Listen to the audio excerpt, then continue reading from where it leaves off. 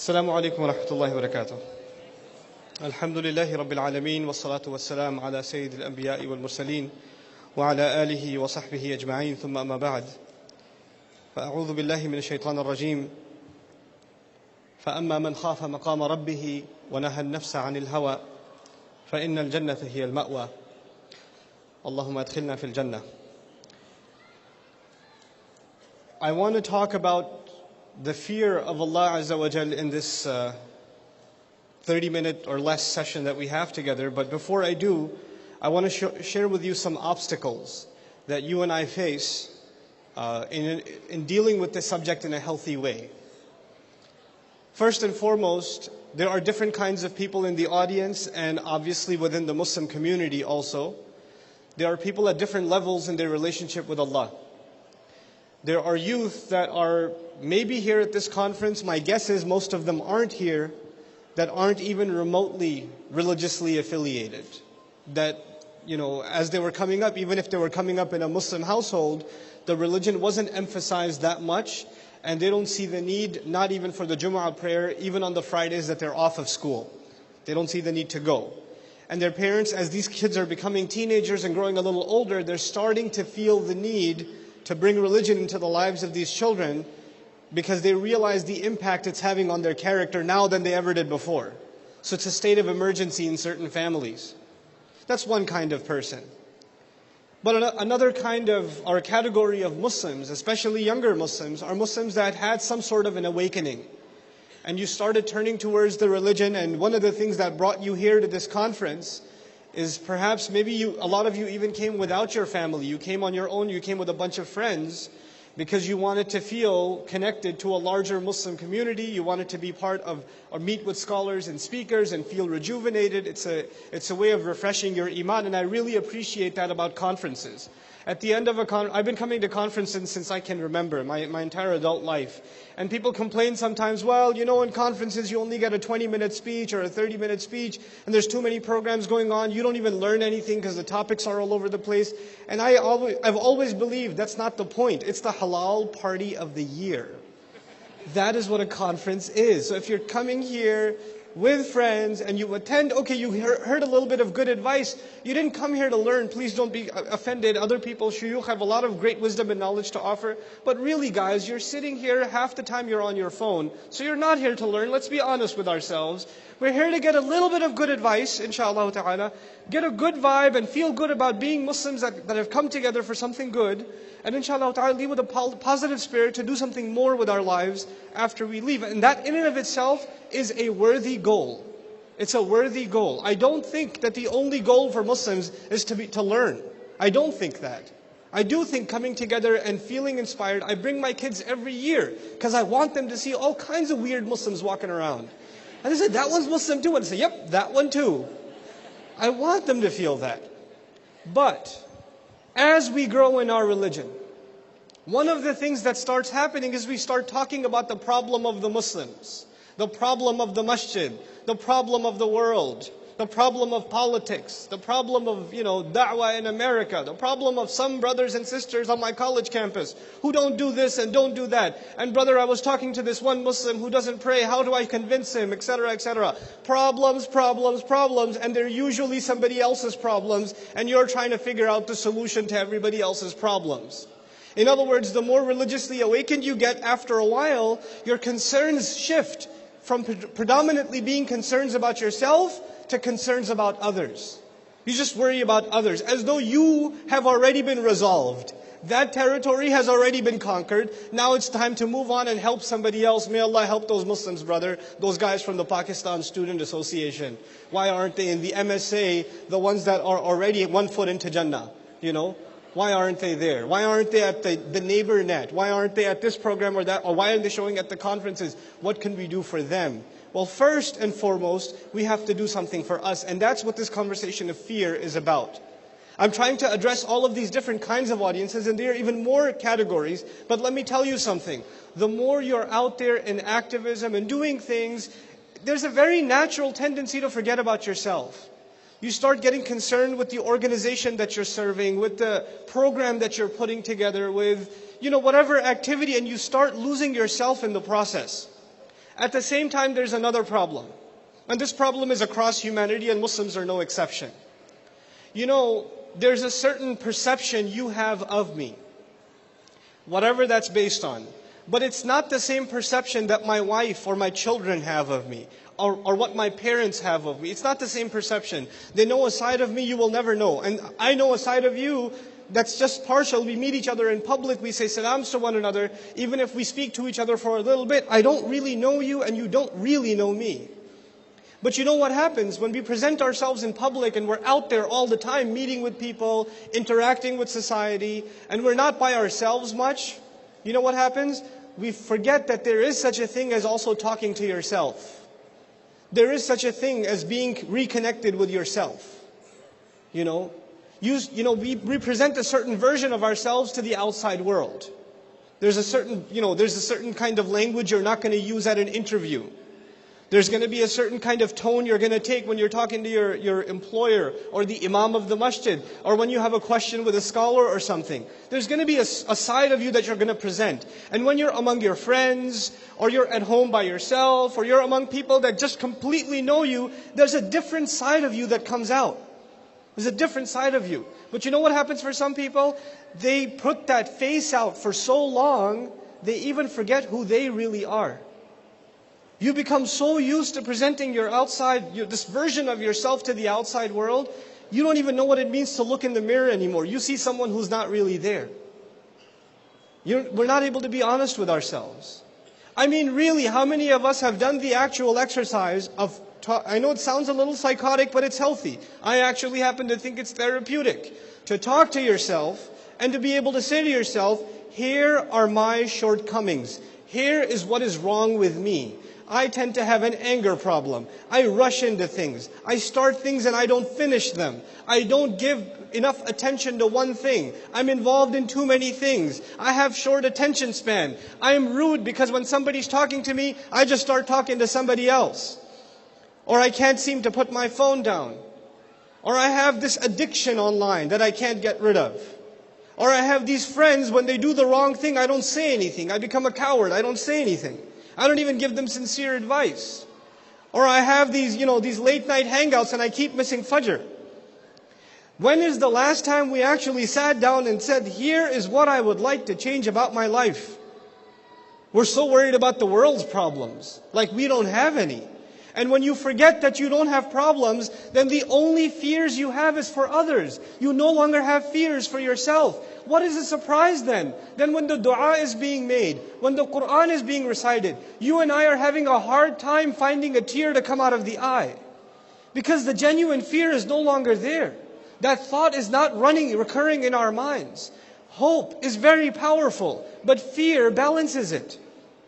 They have to go hand in hand. You can't have one or the other. And so this last session, I want to try to balance the equation. It's not a counter to hope. It's the balancing of that conversation. And it's a necessary part of that conversation. Our religion is not fire and brimstone, though it mentions fire and brimstone. And it does that in a very balanced way.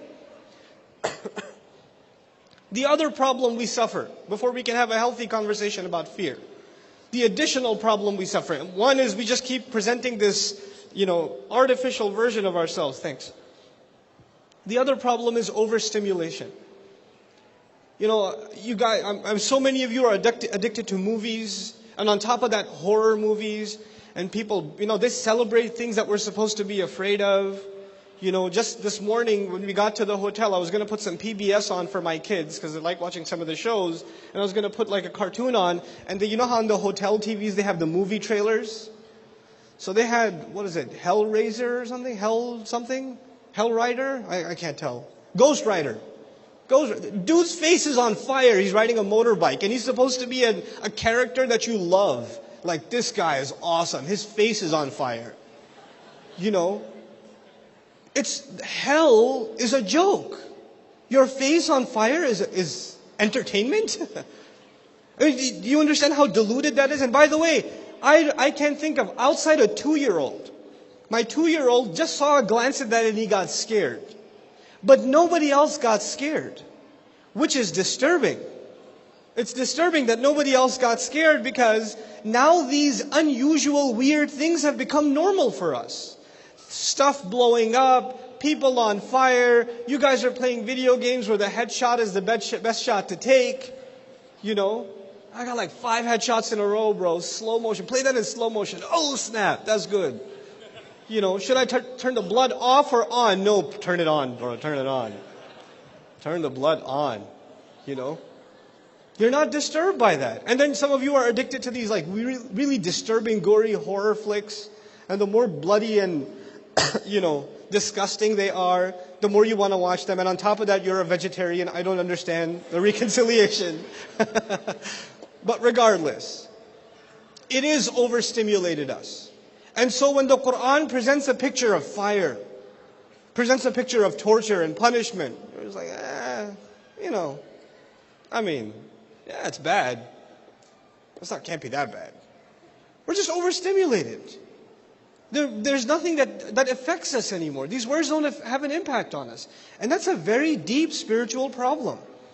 It's a very deep spiritual problem. Just like, you know, if you have a bad diet, you have some very serious physical issues. You have a drain in energy when you're not eating healthy food. You start being tired over very little work.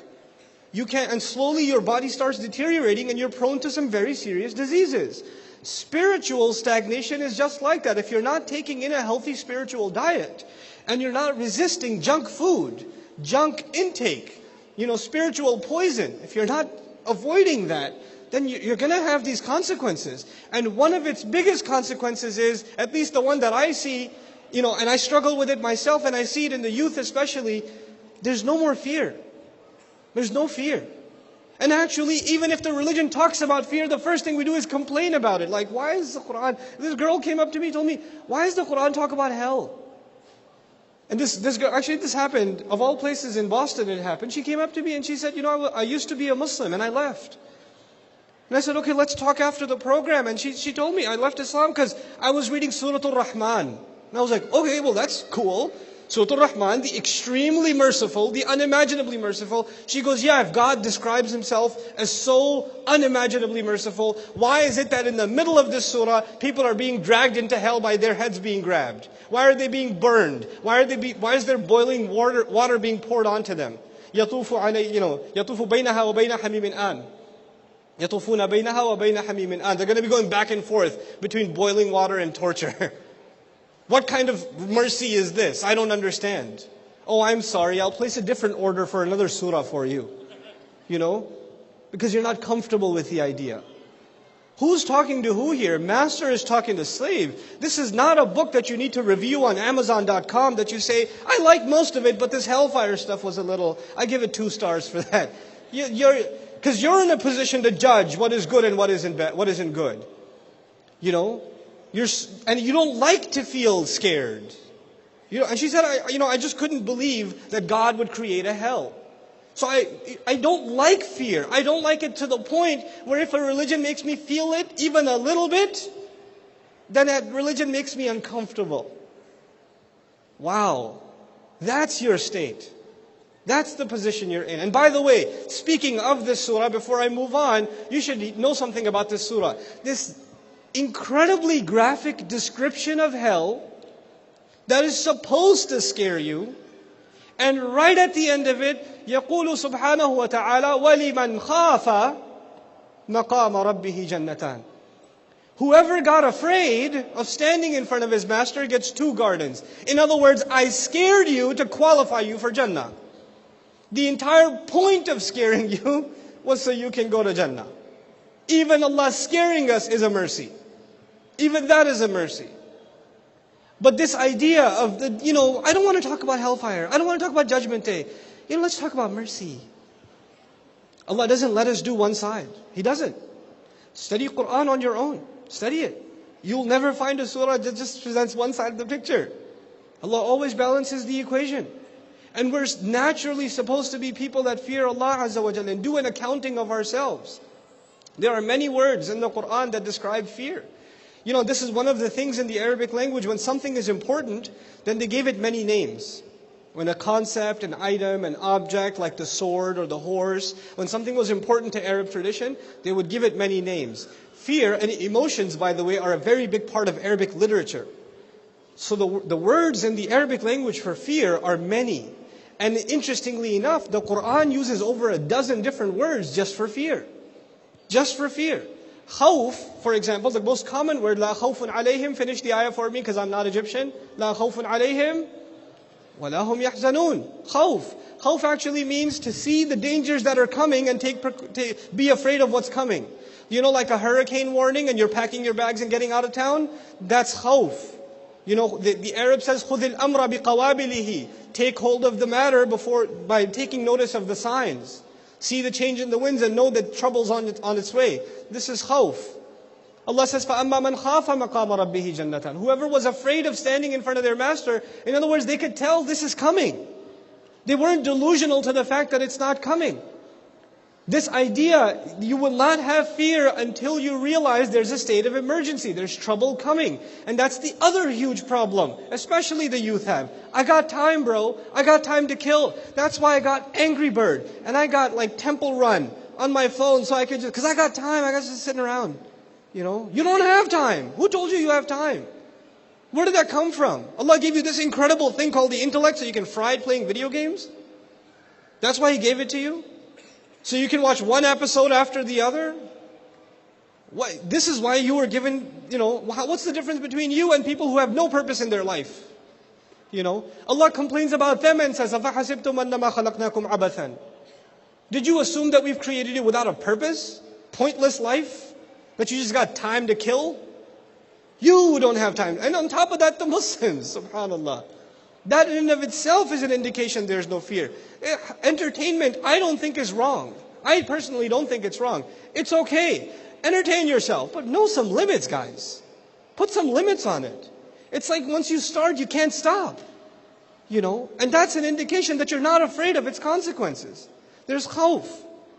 There's al-khashya. Al-khashya, Allah says, فَلَا تَخْشَوْهُمْ وَخْشَوْنِي. Khashya literally in Arabic means when you're afraid of the evil of something. The harm that will come to you from something. I'm afraid of a snake, it's a kind of a khashya. It's a kind of khashya. Because I'm afraid of its poison, its bite. That's khashya. Allah told us specifically, for example, don't be afraid of people or what they're capable of doing to you. Even if they have that capability. Look, the fear of a snake is a logical fear. It's not something wrong. Even Musa a.s. up on the mount was afraid of the snake. It's natural. It's not like there's a lack of iman there. You're a normal human being. And by the way, that tells us something else. Fear is a necessary instinct for survival. It's not something negative in and of itself. A child that does not have fear has a problem because he will jump out the window.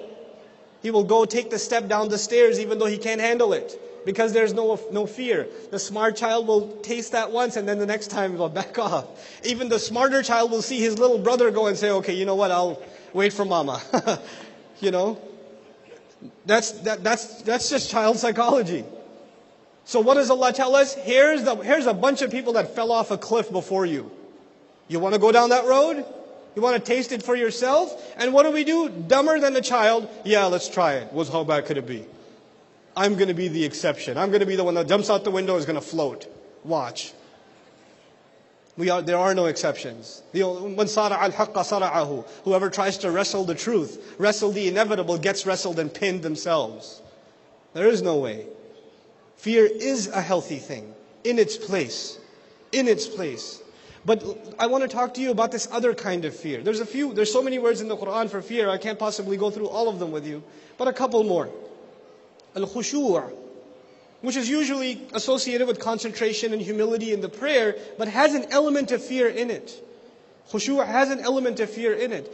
And some scholars even argue it's the element of fear that goes from your heart and starts affecting your limbs. You're so afraid you start feeling it in your muscles. Your muscles start getting soft. You start feeling a tingle. That kind of fear. That's khushu'.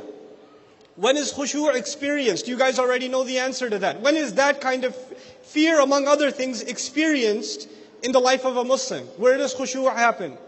In salat. Allah says, أَلَمْ يَأْنِ لِلَّذِينَ آمَنُوا أَن تَخْشَعَ قُلُوبُهُمْ لِذِكْرِ اللَّهِ في سورة الحديد. 57 surah, He says, isn't it time for believers yet that their hearts should be filled with awe, they should be overwhelmed by the fear of Allah, by the mention of Allah, by the remembrance of Allah, meaning by the Quran. A genuine recitation of the Quran, not to perfect your tajweed, which is important, not to study tafsir, which is important, not to understand the Arabic language, which is important. A genuine recitation of the Quran, you're just sitting there because you want to know what Allah is saying to you. That's the only reason you're reading it. It's not ilm, it's not muraja'ah, it's not review for your hifz, it's not none of those things. Those are all great things. But there has to be a time when you sit and recite Quran, and the only reason you're doing it is because you need therapy. That's the only reason you're doing it. And when that happens, you will experience khushu'. And when you get mature in that, then that is supposed to happen inside salat. That's when it's supposed to happen. But if you have to build up to that point, it should even happen outside. You just sit and recite Quran and let Allah Azza wa Jal overwhelm you with His words, because they are overwhelming. They are very powerful words. There's no small thing. And Allah complains, hasn't the time come yet that their hearts aren't overwhelmed with emotion because of what Allah has revealed? These words aren't powerful enough? These same words, if they fell upon a mountain, لَرَأَيْتَهُ خَاشِعًا رَدُّ الْعَمَلِ الْأَوَّلِ. The first reaction for the mountain, خَاشِعًا. And a mountain is just solid rock. It's just rock. And yet that rock experiences internal change because of the word of Allah. And then it can't handle it, مُتَصَدِّعًا. How much harder than that rock does a heart have to be that it hears the word of Allah and nothing happens? How much harder? That Allah has to complain in the Quran. What is going on? How come these words aren't having their impact? Don't worry about it, guys. I have like 8 minutes left. I'll take less than that. Okay. Now I want to talk to you about just a couple more fears. Two very common words that are associated with fear that actually they're related to each other. One of them, even though it doesn't technically mean fear, is taqwa. And I think all of you know the term taqwa, right? You've heard it before. And a lot of times in the Quran, when taqwa is translated, it's translated as fear. But just from a linguistic point of view, taqwa essentially is a fear or actions taken out of fear, precaution, protecting yourself. It comes from wiqaya, which literally means protection. So when you lock the house as you leave, that's taqwa. If you're going on a road trip and you left a couple of lights on purpose, and you set the alarm, or you told the neighbor, or you left the keys with a friend or whatever, all of that's taqwa. In other words, you took proper precaution to not get yourself into trouble. Taqwa is before the fact. Taqwa is before the fact. In other words, you don't want to get yourself into trouble. You don't want to, get a ticket, so you slow down before the red light comes. That's taqwa. In other words, it's a genuinely healthy, logical attitude for someone who knows there's trouble out there. That's what Allah Azza wa Jal wants from us. Just become awake, aware, conscious people. Be aware of your environment. Know that this thing is going to land you into trouble. I remind you something about taqwa that I want to share with you. Allah Azza wa Jal did not tell us, or tell Adam alayhi salam, don't eat from the tree. لا تأكلا من هذه الشجرة. Don't eat from the tree. He didn't say that. فقال لا تقربا هذه الشجرة. Don't go near the tree. Now, the next part of the ayah is لا تقربا هذه الشجرة فتكون من الظالمين. Don't eat from the tree. Don't go near the tree, rather. You'll become from the wrongdoers. But there's a step in between.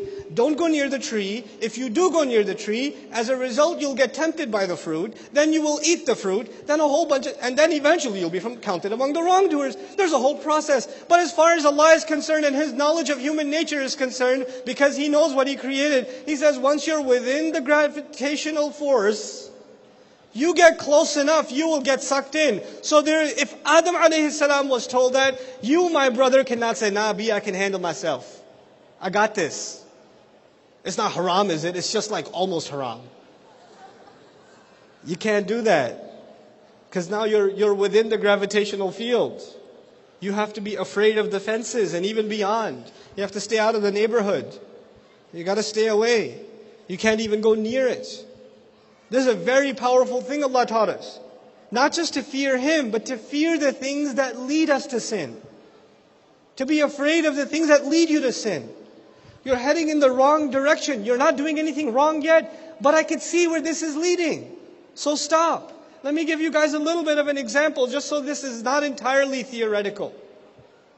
So, sister comes up to me and says, or the brother comes up to me and says, this Christian girl in college is asking questions about Islam and she's asking about God. Or Muslim girl comes up to me and says, this guy in my college class, he's asking a lot about God and he has these questions. Could you help me answer them? Because he keeps arguing with me. Lady, sister, he's not arguing with you because he has a theological concern. Because those questions have well been answered online and there's plenty of resources on that available. He just wants to spend some more time with you. And maybe deep down inside you already know that. But you come and you say, no, I'm trying to give him da'wah to Islam. And you say, I'm going to help this sister out. She's a sister, inshallah. I want to help her out and we're just going to meet at Starbucks and discuss Tawheed. That's what we're going to do. This is da'wah to Islam. And then maybe one day, it's not Ramadan yet. So yeah, inshallah ta'ala, right after between Maghrib and Isha, I'm going to take her to this restaurant. It's a halal restaurant. We're going to do our totally halal da'wah. And somebody says, brother, what are you doing? I was like, eating food at a restaurant, bro. Is that haram? Is talking about Allah haram? No, but I could see where this is going. And then 4 months later, bro, there's a sister. She's ready to convert. And I want to marry her. Is she really ready to convert? No, but I think she might. How do I convince my parents? Yeah. And what you're not, and this is the halal version of what you tell the imam. What happened in between, we all know. We're not dumb. Okay? I was in college too once. I know how this stuff goes. And when you question the guy, you question the girl, you say, what are you talking about? Astaghfirullah, I would never. Really? You would never? You get sucked in, you don't even realize it. One thing leads to another. One thing leads to another. You have to be afraid of these things. And this will never happen. I'm going back to the beginning of my conversation. You will not be afraid of these problems if you don't really know who you are. If you're delusional about yourself. If you think that everybody else has a problem, you're here to save the world. You're here to give them Islam. If that's what your mentality has become, then you will never think that you have a nafs problem too. You have shahawat also. You have the waswasa of shaitan too. You won't even be worried about that. أَتَأْمُرُونَ النَّاسَ بِالْبِرِّ وَتَنْسَوْنَ أَنفُسَكُمْ. And by the way, I'll end with this last two kinds of fear. As I said, taqwa is before the fact. You take precautions ahead of time. And then after that, there's wajal. Al-wajal. Wajal is after the fact. You're afraid of what you've done. You're afraid of what you've done something wrong and you're super scared. Man, I'm going to get caught. I don't know what's going to happen. I did this, bro. I don't know. I got to talk to this imam. I got to send him a brother. I've done this really terrible thing. What should I do? I'm really scared. I can't tell you how many of those emails I have to delete. Don't send me those emails. Talk to a counselor. Ask me Arabic questions, okay? But wajal is after the fact. So Allah says, إِذَا ذُكِرَ اللَّهُ وَجِلَتْ قُلُوبُهُمْ. When Allah is mentioned, when Allah is remembered, their hearts start trembling out of fear over what they have already done. In other words, standing in salat, reciting Quran, khushu' and wajal. Wajal meaning your heart starts getting overwhelmed. Man, Allah Azza wa Jal said, وَالَّذِينَ هُمْ عَنِ اللَّغْوِ مُعْرِضُونَ. They stay away from useless conversation. I just finished one. Oh. وَالَّذِينَ هُمْ لِلزَّكَاةِ فَاعِلُونَ. They're constantly trying to cleanse themselves. I just finished watching some filth. Oh, strike two. I am afraid of what just happened. You're supposed to get afraid. You're supposed to be a muhasabah of yourself. This is wajal. But the last kind of fear. I find this fascinating. Of the many kinds of fear, I just want to talk to you about this one. This is called ar-rahab. Ar-rahab. Ra, ha, and ba. From it we get the word rahbaniyya.